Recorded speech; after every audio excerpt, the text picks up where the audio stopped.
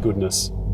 This is a Land Rover Defender Classic Works V8, one of only 150 in the world, and there's actually two in the country right now. As you might expect, this has a V8 under the bonnet, an 8-speed automatic gearbox as well. This is a limited edition run. Now, if you walked into a Land Rover dealership in Australia and said, I want one of these, they would say, I'm very sorry, but no, sir. But there is a catch here because technically it is possible to get your hands on one of these.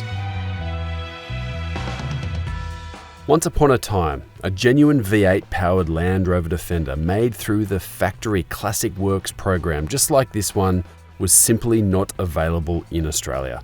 They were only offered in small numbers and never through official channels locally. But now, through the Australian Special and Enthusiast Vehicle Scheme, two examples have arrived in Australia via a small Queensland-based operation called Red Dwarf Classic. Now, blow the dust off your checkbooks and perhaps take a seat, because after factoring in the £190,000 purchase price and all of the taxes and costs and duties that come with importing and complying a vehicle like this, the asking price for this particular Defender is $550,000. Now, if this special example does go beyond your budget, there are plenty of other more affordable four-wheel drive options available at Drive Marketplace. Now, I got quite excited with this car because I thought maybe Land Rover was building the iconic Defender once again off the factory floor, but no, this is a car that they use a donor vehicle, I suppose. It's got to be a specific year and it's got to be in a specific condition, and then they convert it into what you see here, a Classic Works V8. And there are a few visual cues here. Obviously, we've got the number plate here, which kind of gives the game away, but check out this little detail here. We've actually got an extra air vent here because I dare say that this 5-litre V8 might be sucking a little bit more air than the 2.2-litre diesel that was originally in there. We've also got LED headlights here, but it's still the same classic look, which I really like. There are some black details here around the grille area, and this is actually a Roma red colour. It's nice and deep actually, with a lot of metallic finish in there, and this vehicle, in terms of condition, is amazing. Most Defenders you see are a little bit knocked around, I suppose. Some of them have had a hard life, but this one looks the part, I think. Now, we do have all-terrain tyres here. They're a BF Goodrich KO2 on those 18-inch sawtooth alloys there. We've got the Defender Works V8 on the badge, and there's one on the back, which is really cool also.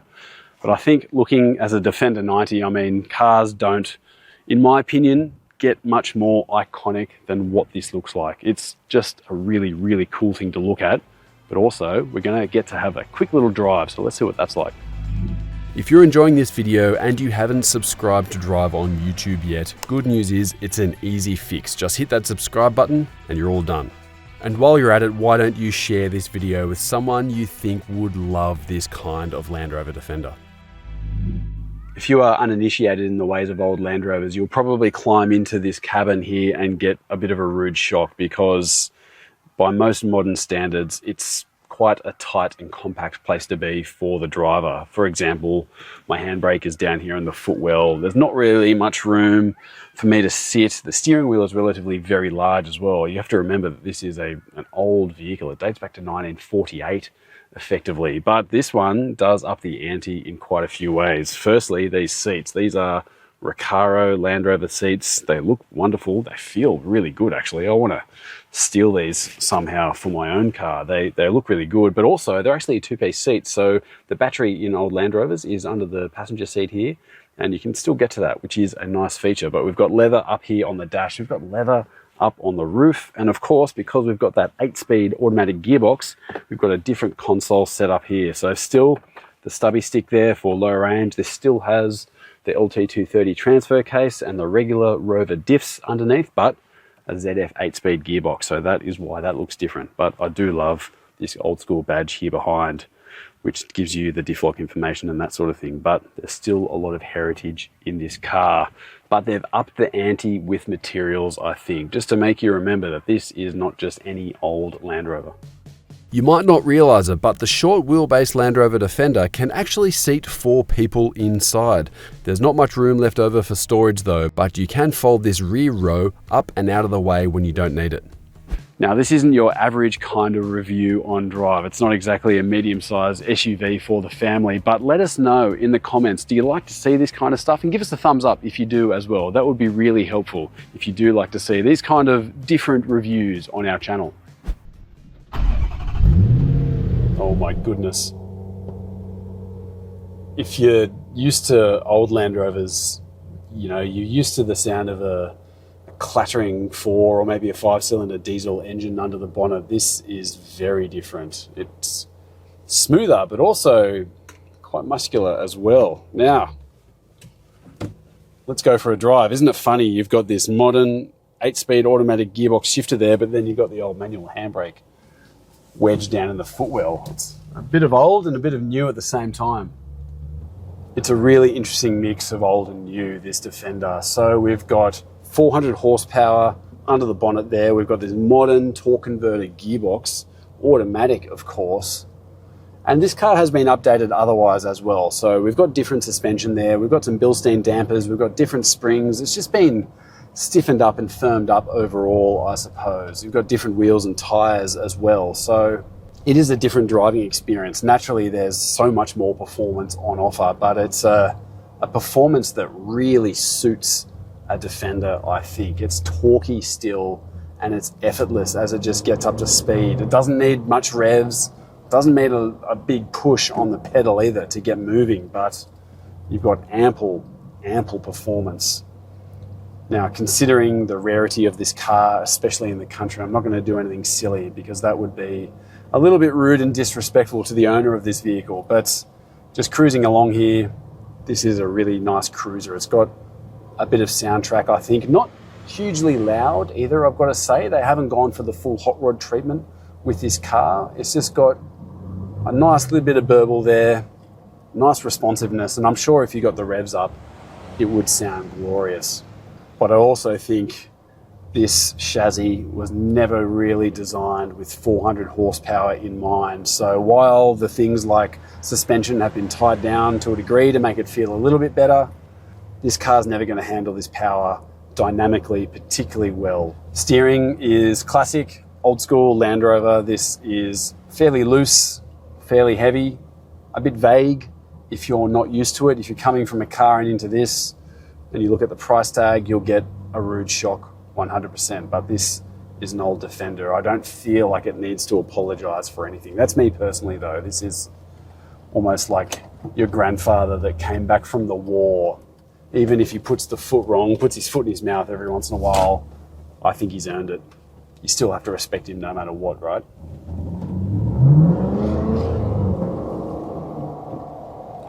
The performance from this engine is absolutely effortless. And you probably get a reminder that this Defender, especially as a Defender 90, is a very light car overall, and it's geared low. So we've got not much weight. We've got plenty of gearing. This is actually a really potent vehicle in terms of straight line performance. Now, while it's no doubt a bit of a handful in terms of the engine, just having an automatic gearbox makes a huge difference to just the suburban drivability of the Defender. The old 2.2, 2.4 litre Defender, I remember driving that, and you're constantly going through the gears because it's so low geared. You're out of first before you know it, and you're into fifth by the time you're at 50 k's an hour, I think. So you're just constantly doing these ones. With this car, obviously, that's not an issue. You can just kind of cruise along. Visibility is very good as well for what it's worth. And while the turning circle of a Defender 90 normally isn't too bad, it's a bit different in this case. We've got different wheels and tyres. We've got wider rubber, so they've wound out the steering stops in this car. And the turning circle is, well, not city friendly, let's call it that. How do you summarize this Defender? I mean, it's a car that doesn't make sense. It's ridiculous, it's dumb, it's crazy, it's completely senseless. But at the same time, I'm completely on board with it. This is a car that I think transcends common sense, I suppose. It's a car that is iconic in its own right, but in this form at the moment, having a V8 just makes it more interesting to drive, but also just adds to that allure of this iconic car, I think. I feel very lucky for having driven one, especially on Australian roads. This is a rare experience. Now, if you've got the big, deep pockets, you can do this yourself as well. That door, I don't know if it's open, but it's definitely not closed. Let's say it's ajar. Now, if you're going to do it, I'm totally on board with it. Just give me a call, would you? Because I want to hear about it.